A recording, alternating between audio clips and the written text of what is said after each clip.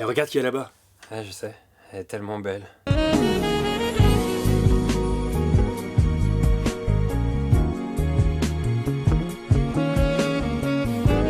Ok, elle a regardé vers nous, attention. Elle a regardé. Non mais attends, qu'est-ce que t'as toi pour lui parler en fait?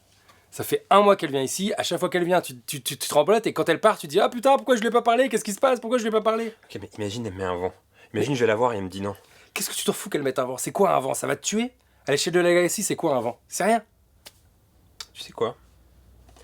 Tu m'as convaincu. Ah oui? Je vais y aller et je vais le prendre, son numéro. Voilà. Dans 2-3 minutes, je suis là, j'ai le numéro. Ça c'est ça. Ça c'est mon champion ça. Ça c'est beau.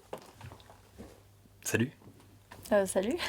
Je peux t'aider à trouver un film ou... Ah mais je t'ai déjà vu, toi tu bosses ici, non? Moi ici, non, Moi je bosse à Wall Street, tout ce qui est finance, 440, acheter, vendre le caoutchouc, le soja, tout ça. Ah, dommage. Moi j'aurais trouvé ça mignon que tu bosses ici.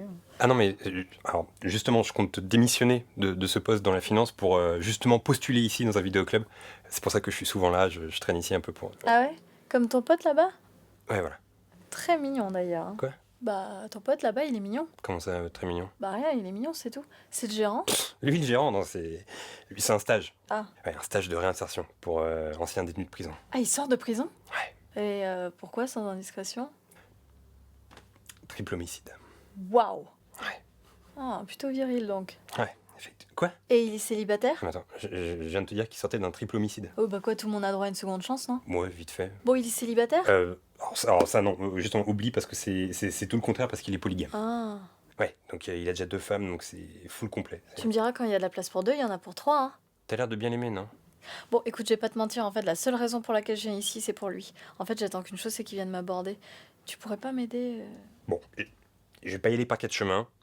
Il est pas simplement polygame, il est aussi zoophile. Zoophile?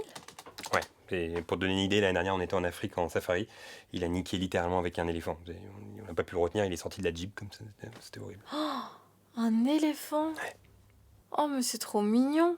Comme Dumbo? Bon, ok, stop. C'est quoi ce délire là? Y'a rien de mignon à niquer avec Dumbo, putain là. Eh oh, qu'est-ce qu'il te prend? Mais non, mais c'est... Bon, si j'écris mon numéro, tu peux lui donner pour moi? Oui, je peux. Ah, attends, je peux écrire sur ton dos parce que là, c'est pas pratique. Ouais. Merci. Salut! Salut.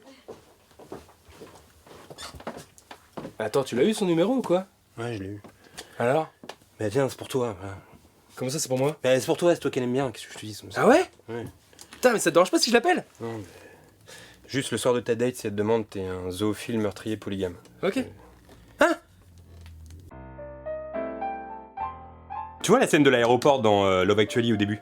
Ouais. En fait, les images que tu vois, c'est des vraies images, des vrais gens. En gros, le réalisateur, il avait caché des caméras dans le terminal, et quand il voyait une belle scène qui se passait sous ses yeux, il allait voir les gens et il leur disait voilà, je tourne un film, ça s'appelle Love Actually, est-ce que je peux utiliser les images et tout? Et les gens disaient ouais. Tu vois le poster de Pretty Woman? Ouais. Bah en fait, c'est pas le corps de Julia Roberts que tu vois sur l'affiche. En fait, le jour J, ils ont fait appel à une mannequin, ils l'ont pris en photo, et après ils ont rajouté la tête de Julia Roberts. Hop là. Et premier date demain avec la cliente là. C'est pas mal, ça fait plaisir. Eh, t'as pas un petit film à me conseiller là pour se mettre en condition? C'est-à-dire? Bah, je sais pas, pour passer à l'acte, pour que ça se passe bien quoi. Vas-y, note. Alors, quand vous rentrez du restaurant, matez Le Pianiste. Ah ouais, c'est pas mal ça, Ouais, le pianiste. Ouais, ça donne envie de baiser. Ensuite, Requiem for a Dream. Ouais. For a Dream. Fort Dream, ouais, Ouais, c'est ça. le rêve, tout ça, c'est bien. Ah, c'est bien ça. Bon, Ryan Gosling et Rachel McAdams, ça fonctionne très bien dans The Notebook, mais à la base, c'était Justin Timberlake et Britney Spears qui devaient jouer leur rôle. Ouais. Ouais, à l'époque où ils étaient ensemble. T'as remarqué, il y a des mecs qui sont tellement jaloux qui veulent pas que leur meuf elle regarde des comédies romantiques avec des beaux gosses, genre Chris Pratt. Ah ouais. Mais mec, c'est Chris Pratt. Il s'en bat les couilles de ta meuf. Il va rien se passer, t'inquiète pas quoi. L'année où Renée Zellweger elle a joué dans Bridget Jones pour la première fois, dans la vraie vie, elle sortait avec Jim Carrey. Et en fait, elle était tellement in love qu'elle avait ramené sur le plateau une photo de Jim Carrey et elle la mettait dans sa poche à chaque fois. Et quand le réalisateur disait couper, elle sortait la photo, elle la regardait et elle la fixait pendant 1000 ans. C'est mignon. Ouais, elle était in love. Je me souviens au début des années 2000, le mot de passe quand t'espérais baiser, c'était on se fait une soirée DVD. Ouais. Après, ça a été remplacé par Netflix and Chill. Mais je me demande c'était quoi le mot de passe dans les années 30 quand il y avait rien. Genre livre and chill. Je crois que Blue Valentine, il est dans mon top 3 de comédies romantiques préférées. Ouais, c'est vrai qu'il est beau ce film. Tu sais que avant le tournage, Ryan Gosling et Michelle Williams, ils ont tenu à passer un mois ensemble, comme si c'était un vrai couple. Genre ils dormaient ensemble, ils faisaient la vaisselle ensemble, etc. Ils histoire de s'immerger tu vois, dans le rôle. Et ça tombait pile à la période où Michelle Williams, elle venait de perdre Heath Ledger. Donc c'était assez bizarre pour elle. Non, mais attends, est-ce que tu laisserais ta meuf un mois vivre avec Ryan Gosling? Jamais de la vie. Pourquoi? Je sais pas, j'ai pas envie de la laisser avec Ryan Gosling. Mais mec, c'est Ryan Gosling, il s'en bat les couilles de ta meuf! Tu te souviens de la scène du sperme dans Marie à tout prix? Bah la mèche. Ouais, la mèche. Mais en fait, à la base, Cameron Diaz, elle était pas du tout chaude pour faire cette scène. Elle avait dit non, laisse tomber, ça va briser ma carrière, je la fais pas.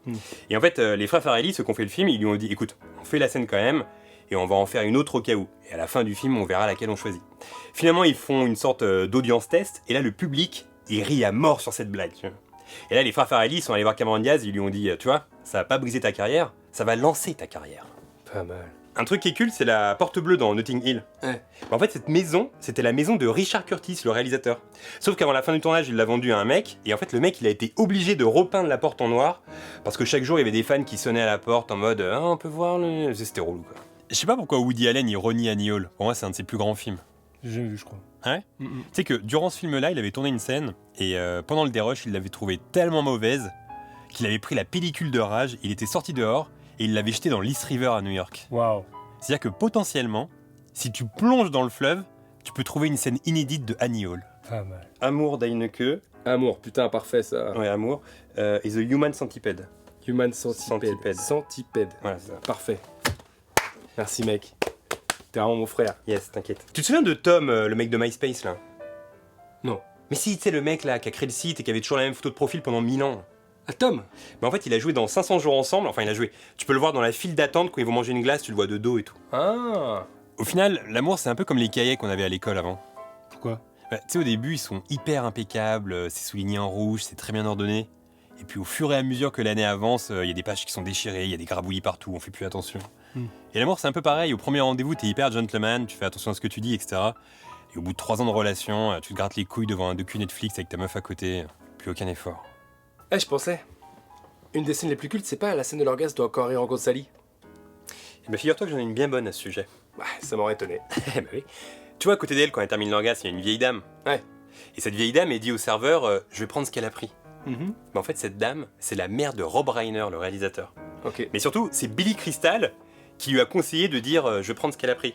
Et aujourd'hui, cette réplique, elle est classée 33e meilleure réplique de l'histoire du cinéma américain. En fait, les comédies romantiques, c'est un monde parallèle dans lequel les gens vont jamais aux chiottes. Ouais, c'est vrai. Tu sais ce qui m'a le plus énervé en 2005 ? Comment je peux savoir ça? Oui, non, c'est vrai, il y a aucun Ah non, moyen. je peux pas Bah non, mais savoir. c'est vrai, il y a aucun moyen. Bon, bah dis-moi. Non, mais je vais te le dire, c'est que Jim Carrey n'ait pas obtenu l'Oscar pour Eternal Sunshine. Ah ouais, c'est vrai qu'il est bon. Ça m'énerve. Il était même pas nommé.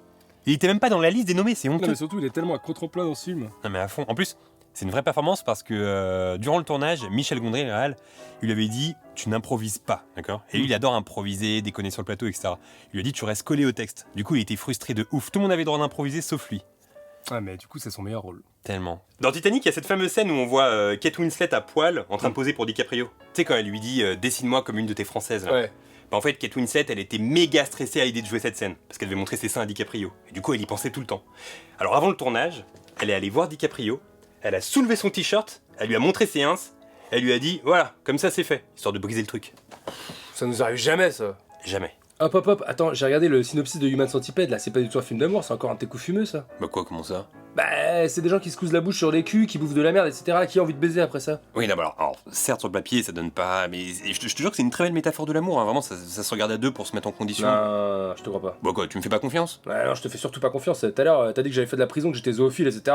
Oui, mais alors ça c'est elle qui a rien compris, parce que, alors, franchement, crois-moi, c'est une vraie incompréhension, parce que... Par hasard. Bah non, mais je te jure, je lui ai dit des trucs, elle comprenait le contraire, je te jure, attends, je suis comme ton frère, moi, non ?